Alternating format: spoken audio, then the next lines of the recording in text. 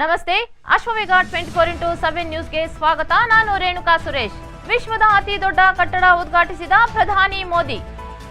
ಅಂತಾರಾಷ್ಟ್ರೀಯ ವಜ್ರ ಮತ್ತು ಆಭರಣ ವ್ಯಾಪಾರಕ್ಕಾಗಿ ವಿಶ್ವದ ಅತಿ ದೊಡ್ಡ ಮತ್ತು ಆಧುನಿಕ ಕೇಂದ್ರವಾಗಲಿರುವ ಸೂರತ್ ಡೈಮಂಡ್ ಬೋರ್ಡ್ ಕಟ್ಟಡವನ್ನು ಪ್ರಧಾನಿ ನರೇಂದ್ರ ಮೋದಿ ಇಂದು ಉದ್ಘಾಟಿಸಿದರು. ಇದಕ್ಕೂ ಮೊದಲು ಗುಜರಾತ್ನ ಸೂರತ್ ವಿಮಾನ ನಿಲ್ದಾಣದಲ್ಲಿ ನಿರ್ಮಿಸಲಾಗಿರುವ ನೂತನ ಇಂಟಿಗ್ರೇಟೆಡ್ ಟರ್ಮಿನಲ್ ಕಟ್ಟಡಕ್ಕೆ ಚಾಲನೆಯನ್ನು ಕೂಡ ನೀಡಿದರು. ಸೂರತ್ ವಿಮಾನ ನಿಲ್ದಾಣದ ಹೊಸ ಇಂಟಿಗ್ರೇಟೆಡ್ ಟರ್ಮಿನಲ್ ಕಟ್ಟಡವು 3000 ಪ್ರಯಾಣಿಕರನ್ನು ನಿರ್ವಹಿಸುವ ಸಾಮರ್ಥ್ಯವನ್ನು ಹೊಂದಿದೆ. ಇದರೊಂದಿಗೆ ಈ ವಿಮಾನ ನಿಲ್ದಾಣದ ವಾರ್ಷಿಕ ಪ್ರಯಾಣಿಕರ ನಿರ್ವಹಣಾ ಸಾಮರ್ಥ್ಯ 55 ಲಕ್ಷ ಪ್ರಯಾಣಿಕರಿಗೆ ಏರಿಕೆಯಾಗಿದೆ. ಮೈಸೂರು ವಿಮಾನ ನಿಲ್ದಾಣಕ್ಕೆ ಟಿಪ್ಪು ಹೆಸರಿಡಲು ನಾನು ಬಿಡುವುದಿಲ್ಲ, ಸಂಸದ ಪ್ರತಾಪ್ ಸಿಂಹ.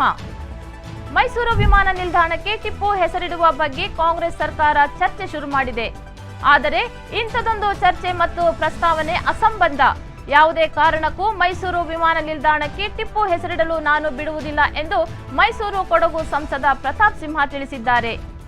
ಈ ಸಂಬಂಧ ಶನಿವಾರ ಮಾಧ್ಯಮ ಹೇಳಿಕೆ ಹೊರಡಿಸಿರುವ ಅವರು, ಕಾನೂನಾತ್ಮಕವಾಗಿ ಮೈಸೂರು ವಿಮಾನ ನಿಲ್ದಾಣಕ್ಕೆ ನಾಲ್ವಡಿ ಕೃಷ್ಣರಾಜ ಒಡೆಯರ್ ವಿಮಾನ ನಿಲ್ದಾಣ ಎಂದು ಮರುನಾಮಕರಣ ಮಾಡಲು ಕೇಂದ್ರ ಸರ್ಕಾರಕ್ಕೆ ಶಿಫಾರಸು ಮಾಡುವಂತೆ ವಿನಂತಿಸಿಕೊಂಡಿದ್ದೆ.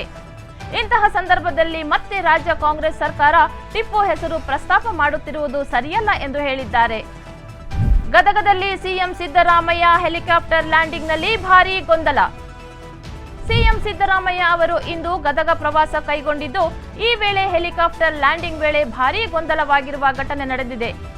ಗದಗದ ಹೆಲಿಪ್ಯಾಡ್ನಲ್ಲಿ ಸಿಎಂ ಸಿದ್ದರಾಮಯ್ಯ ಇದ್ದ ಹೆಲಿಕಾಪ್ಟರ್ ಪೈಲಟ್ ಅರ್ಧಕ್ಕೆ ಇಳಿಸಿ ಮತ್ತೆ ಹೆಲಿಕಾಪ್ಟರ್ ಹಾರಿಸಿದ್ದು ಭಾರೀ ಗೊಂದಲಕ್ಕೆ ಕಾರಣವಾಗಿತ್ತು. ಸ್ಥಳದಲ್ಲಿದ್ದ ಪೊಲೀಸರು, ಜಿಲ್ಲಾಡಳಿತ, ಕಾಂಗ್ರೆಸ್ ಮುಖಂಡರು ಕಕ್ಕಾಬಿಕ್ಕಿಯಾಗಿದ್ದರು. ಎರಡು ಕಡೆ ಹೆಲಿಪ್ಯಾಡ್ ಇದ್ದ ಹಿನ್ನೆಲೆಯಲ್ಲಿ ಗೊಂದಲಕ್ಕೀಡಾದ ಹೆಲಿಕಾಪ್ಟರ್ ಪೈಲಟ್ ಮೊದಲ ಹೆಲಿಪ್ಯಾಡ್ನಲ್ಲಿ ಹೆಲಿಕಾಪ್ಟರ್ ಅರ್ಧಕ್ಕಿಳಿಸಿ ಮತ್ತೆ ಹಾರಿಸಿದ್ದಾರೆ. ಬಳಿಕ ಮತ್ತೊಂದು ಹೆಲಿಪ್ಯಾಡ್ನಲ್ಲಿ ಹೆಲಿಕಾಪ್ಟರ್ ಲ್ಯಾಂಡಿಂಗ್ ಕೂಡ ಮಾಡಿದ್ದಾರೆ. ಸಾಹಸ ಸಿಂಹನ ಹೆಸರಿನಲ್ಲಿ ಸ್ಮಾರಕಕ್ಕೆ ಒತ್ತಾಯ, ರೊಚ್ಚಿಗೆದ್ದ ಅಭಿಮಾನಿಗಳು. ಕಾಡಿನಲ್ಲಿ ಆ ಸಿಂಹ, ನಾಡಿನಲ್ಲಿ ಸಾಹಸ ಸಿಂಹ ಇರಬೇಕು ಎಂದು ಅಭಿಮಾನಿ ಸ್ಟುಡಿಯೋದಲ್ಲಿ ಡಾಕ್ಟರ್ ವಿಷ್ಣುವರ್ಧನ್ ಸ್ಮಾರಕ ನಿರ್ಮಾಣವಾಗಬೇಕು ಎಂದು ಮುಖ್ಯಮಂತ್ರಿಗಳ ಬಳಿ ಅಭಿಮಾನಿಗಳು ಮನವಿ ಸಲ್ಲಿಸಿದ್ದಾರೆ. ಇದೇ ವೇಳೆ ದೇಶ, ವಿದೇಶ ಮತ್ತು ನಾಡಿನಲ್ಲಿ ಕೋಟ್ಯಾಂತರ ಅಭಿಮಾನಿಗಳನ್ನು ಹೊಂದಿರುವ ಡಾಕ್ಟರ್ ವಿಷ್ಣುವರ್ಧನ್ ಅಭಿಮಾನಿಗಳಿಗೆ ನಿರಾಶೆ ಮಾಡಬೇಡಿ, ತಾಳ್ಮೆ ಪರೀಕ್ಷೆ ಮಾಡಬೇಡಿ ಎಂದು ಅಭಿಮಾನಿಗಳು ಸರ್ಕಾರಕ್ಕೆ ಎಚ್ಚರಿಕೆ ನೀಡಿದರು. ಧೂಳೆಬ್ಬಿಸಿದ ಕಾಟೇರ ಆಕ್ಷನ್ ಟ್ರೇಲರ್.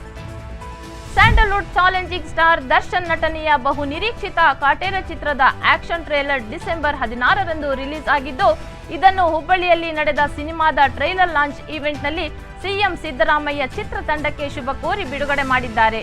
ಇದು ಹೊತ್ತಿನ ಸುದ್ದಿ. ನಿರಂತರವಾಗಿ ನೋಡ್ತಾ ಇರಿ ಅಶ್ವವೇಗ.